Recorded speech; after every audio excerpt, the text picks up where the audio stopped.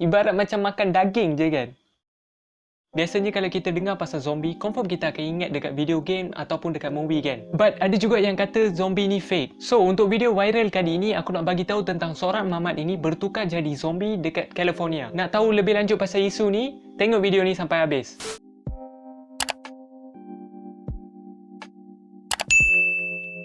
Polis terima laporan pada hari Isnin yang mengatakan bahawa seorang wanita tua terbaring dalam keadaan berdarah dan seorang lelaki duduk atas wanita ni dan melakukan perkara yang tak elok. Lepas polis datang ke tempat kejadian, mereka tengok Mamat ini berdiri atas mangsa. Seorang lelaki berusia 37 tahun ditangkap lepas berdiri atas badan nenek dia dan makan tubuh badan nenek dia. Mamat ini juga disyaki membunuh wanita tua tersebut dan memakan daging dia. Seriously guys, aku tak tipu. Kejadian ini dilihat oleh seorang pegawai polis dari Richmond, California pada 1 Jun. Mamat ini ditangkap lepas mengancam nenek dia. Guys, kalau korang nak tahu orang yang siasat pasal kes ni pun rasa ngeri untuk siasat kes ni. Okay, Mamat ini bernama Dwayne yang berusia 37 tahun. Guys, bukan Dwayne Johnson The Rock tu, tapi ini lain. Pegawai polis Richmond berkata Mamat ini telah pun ditangkap pada 2 petang pada hari Isnin. Lepas Mamat ini yang memakan neneknya yang berusia 90 tahun.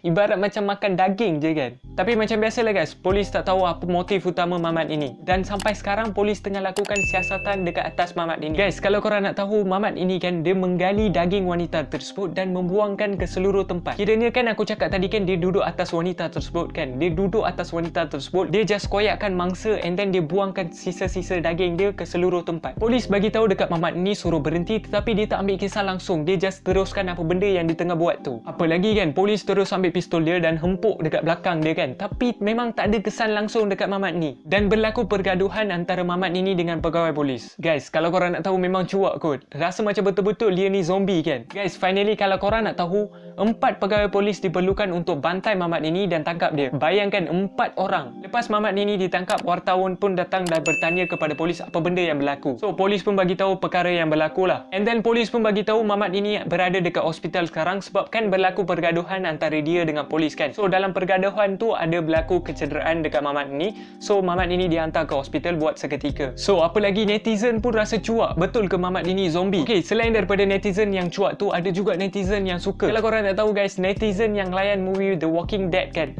yang movie pasal zombie tu, mereka semua rasa happy sebab finally mereka boleh bunuh zombie. Aku tak tahulah nak kata apa dengan mereka ni kan. But ada juga kumpulan netizen lain yang bagi tahu Mamat ini merupakan seorang kanibal yang suka makan daging manusia. Manakala pemegang anugerah Emmy iaitu Liana Nguyen membuat Twitter mengatakan, "Saya tidak sangka keadaan ini berlaku pada 2020 dan jika ini adalah bagaimana zombie bermula, saya sudah selesai. Perkara yang baik adalah saya telah menonton Walking Dead yang cukup untuk mengetahui apa yang harus dilakukan." Hai guys, aku tak tahulah nak kata apa dekat dia ni.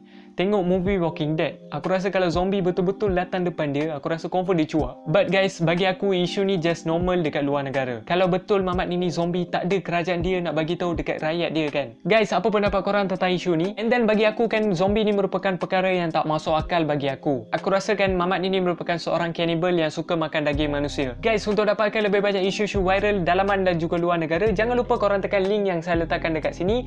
And then jangan lupa juga subscribe channel saya. Itu saja guys, jumpa lagi di video akan datang. Bye.